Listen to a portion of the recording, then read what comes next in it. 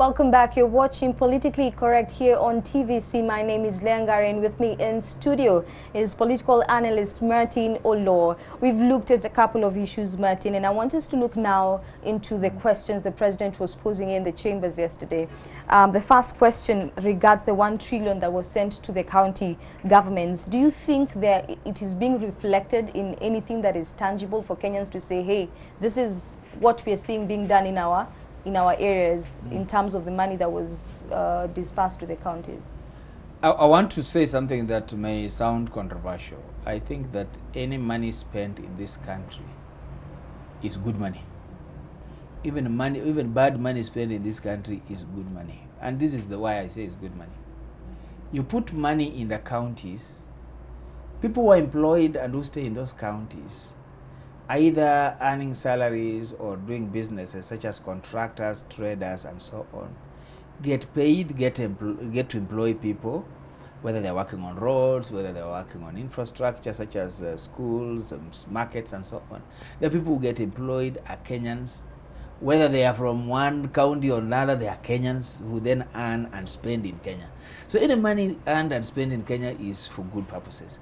It stimulates economic development, and it's necessary. It injects capital in the local economies before it flies off, if it does. So take a county such as Kirinyaga, you put in money, contractors are gotten, some may be from Kirinyaga, some may be from Nyeri, some may be from Embu.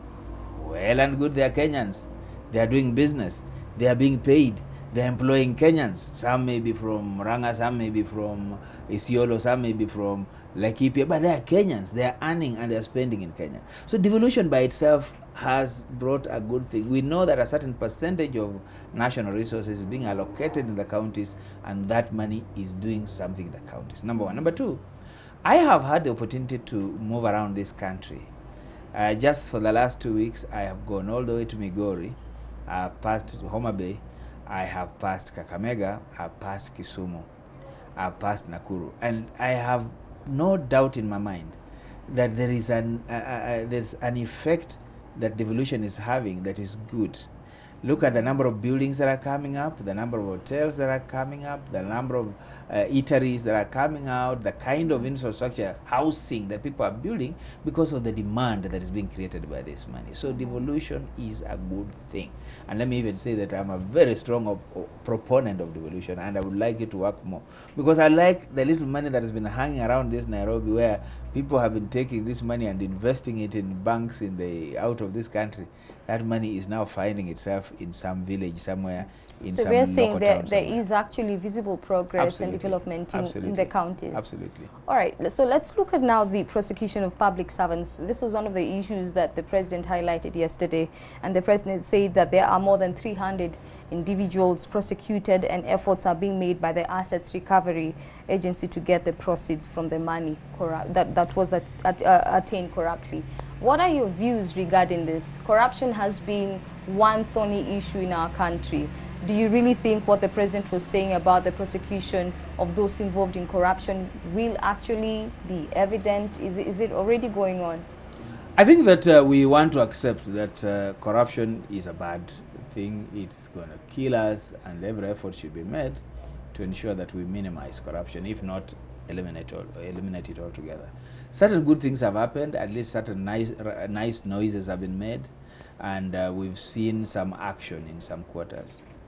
What we all want to agree is not that we're taking pride in prosecuting people, but we are taking pride in eliminating corruption, and that there's no chance that corruption is happening. The issue is, let's eliminate it. Let's make sure that where you sit there and where I sit, we are not bribing and we are not corruptly gaining from it. So the aim should be that we must minimize, if not stamp it out.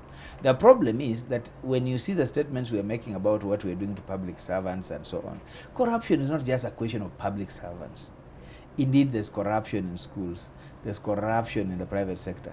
There's corruption in the church. There's corruption in the mosque. There's corruption across the country. The issue is, what are we doing to train ourselves, to hold ourselves back from perpetuating situations where we are not accountable, and that we are dropping more into the filth than coming out of the filth, because corruption is an adulteration. So corruption, you're saying it's a collective responsibility? yes. And so the giver of bribes is as guilty as the taker of bribes. So there's no pride in suing those who took bribes.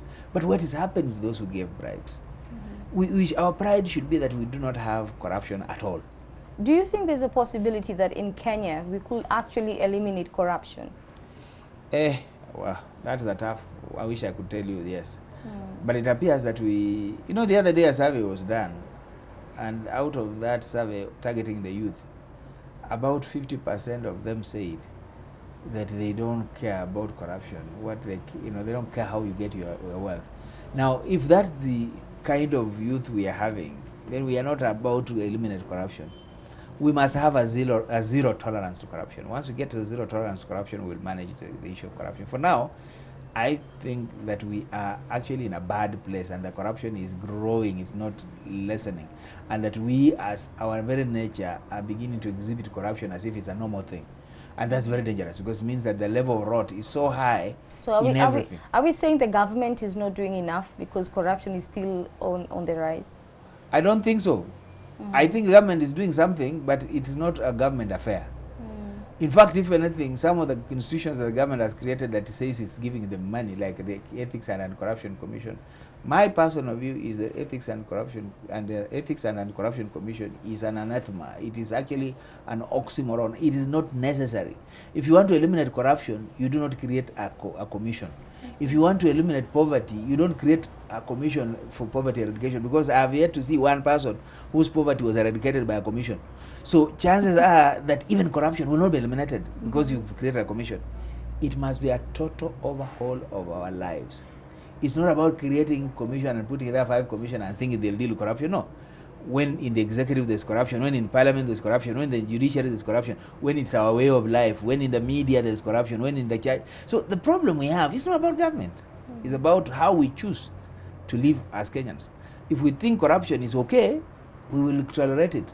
But if we say corruption is not okay, we will not be looking to government to eliminate it. We will be each of us taking our role or taking our position or doing something to ensure the corruption is eliminated. So my blame or my problem is not on government. Indeed, government is so unlimited in terms of what it can do about corruption. Remember, governments come into power via elections.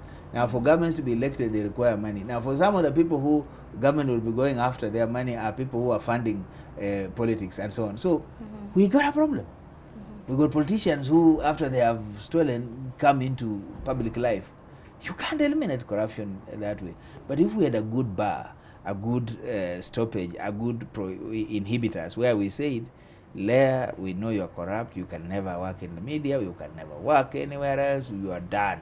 If we make it impossible for anybody to operate after stealing and after gaining corruptly, it will go. Right now you can see that with the support of the UK government, at least there's about 525 million shillings that are going to come back here, which is now earmarked to do some other social things. But that money was sitting in somebody's account, somebody who was declaring himself a billionaire, walking around politicking and saying how rich they are, but they've been stealing.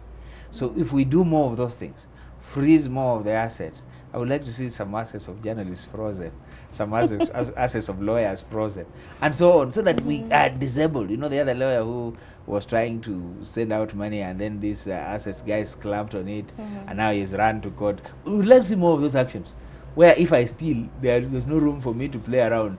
I can't transfer the money. Even if I transfer, the other country is asked to clamp it. I can't access it.